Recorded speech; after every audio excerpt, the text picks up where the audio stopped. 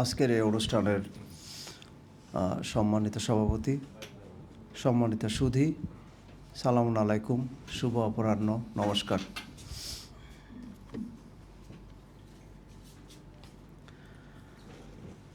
সাম্প্রদায়িক সম্প্রীতি ও শান্তিপূর্ণ সহাবস্থান।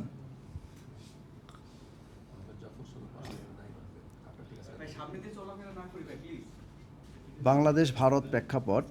আজকের যে বিষয়টা নিয়ে কথা বলতে যাচ্ছি, এটা কোনো শুধুমাত্র একটা রাজনৈতিক স্লোগান নয় কোনো সীমিত মানুষের স্লোগান। এটা আসলে আমাদের এই দুইটা দেশের বা আমাদের এই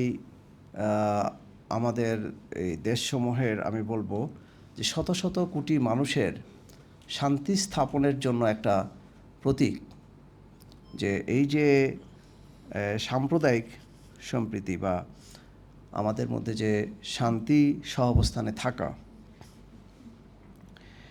এই দুই ভূখণ্ডের কয়েকশো কোটি মানুষ আমরা বাস করি, বিভিন্ন ধর্মের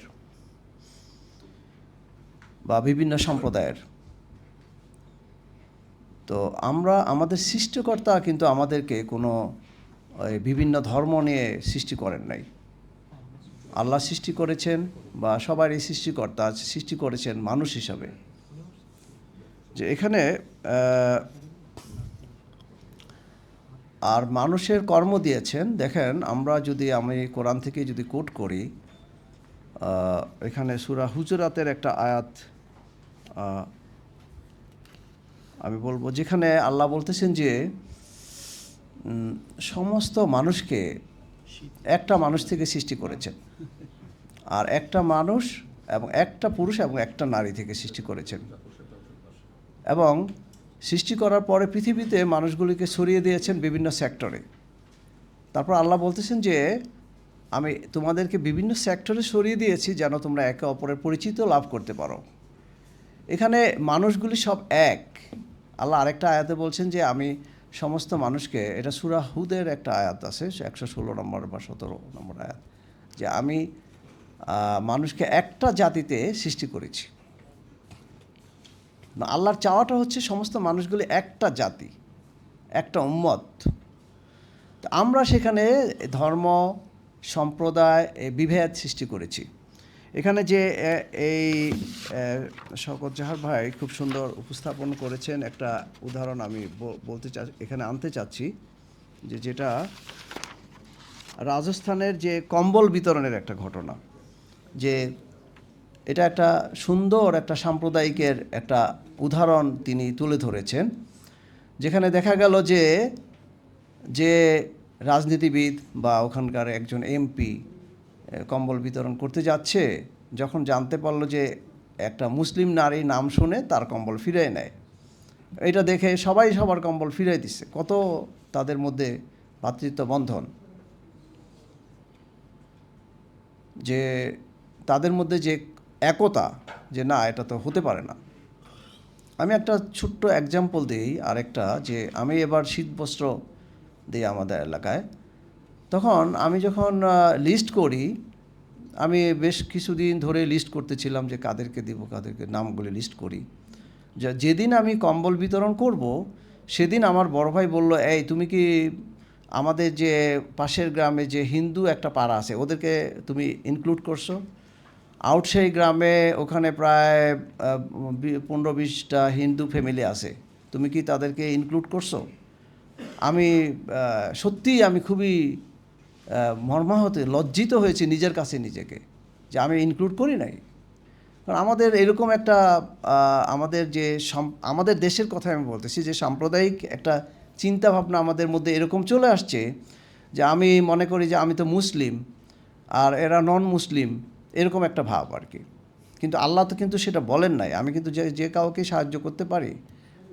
মানুষ হিসাবে আমাদের পরিচয়। একটা মানুষ যখন আরেকজন মানুষকে মানুষ হিসাবে গণ্য করবে, তখনই কিন্তু আর কোনো সাম্প্রদায়িক কোনো হাঙ্গামা বা কোনো রকম অশান্তি থাকতে পারে না। আমি দেখলাম যে আমি তাড়াতাড়ি আবার আমি অর্ডার দিলাম যে আরও 20-25টা কম্বল নিয়ে আসে অন্তত পক্ষে। তা আমি তাড়াতাড়ি এনে আমি ওগুলি তাদের নাম আবার লিস্ট করলাম, এবং দেখা গেল যে সেখানে 10-12 জন লোক এসেছিল এবং বলল যে আপনারা তো স্যার আমাদেরকে দেন না প্রায় দেখি, তবে আপনি ডাকছেন, আমরা খুব খুশি হয়েছি। দেখেন কিভাবে কোথায় আমাদের এই কাজের মধ্যে আমাদের গ্যাপগুলি কোথায় থেকে যায়। তো এভাবে আমরা চিন্তা করি, আমরা একটা কথা বলি যে সংখ্যালঘু সংখ্যা, আসলে কি পুরো পৃথিবীটাই তো মানুষের জন্য। এই বিভেদ সৃষ্টি করেছি আমরা।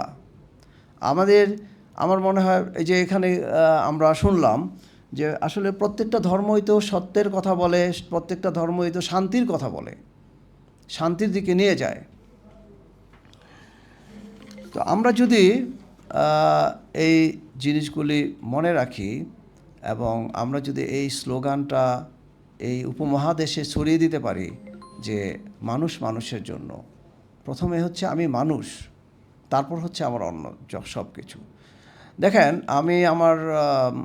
আমি বেদ পড়েছি, আমি গীতা পড়েছি, মহাভারত পড়েছি, বাইবেল পড়েছি, কোরআন পড়েছি। যাই হোক, আমি কোরআন থেকে আমার ধর্মের বই থেকে আমি বলি যে আল্লাহ তাআলা সূরা বাকারা একটা আয়াত বলতেছেন যে হিন্দু, মুসলিম, বৌদ্ধ, খ্রিস্টান যেই ভালো কাজ করবে আর আল্লাহর উপর বিশ্বাস রাখবে তার জন্য রয়েছে পুরস্কার। কত সুন্দর কথা। এখানে আমরা কোনো কিন্তু সাম্প্রদায়িক কোনো বিভেদ, মতানৈক্য আমরা কিছুই দেখতে পাই না। হুয়েভার ইট ইজ, আমি কিভাবে বুঝবো যে সে কে মুসলিম কে অমুসলিম? আমি যেহেতু মুসলিম তাই আমি নিজেকে বলি যে আমি মুসলিম, বাট আমি কি আসলে মুসলিম বা আমি কতটুকু মুসলিম? অথবা আরেকজন কি অমুসলিম, সে কতটুকু অমুসলিম? সে যেই ধর্মেরই হোক না কেন, সে কি আল্লাহর প্রিয় বান্দা বা আল্লাহর কাজ কি সে ভালো কাজ করতেছে না? তো এই যে বিষয়গুলি আমরা যদি এগুলি মাথায় রাখি তাহলে কিন্তু আর আমাদের মধ্যে এই অশান্তি, আমরা শান্তিপূর্ণ সহাবস্থানে থাকতে পারি, অশান্তি আসে না। আমি বেশি দীর্ঘায়িত করব না, আমি ওরকম ভালো কোনো বক্তাও নই। এখানে আমাদের গুরুজনরা রয়েছেন অনেক, তারা জ্ঞান গর্বময়। এই বলে আমার বক্তব্য আমি শেষ করছি। ধন্যবাদ সকলকে। সালামু আলাইকুম।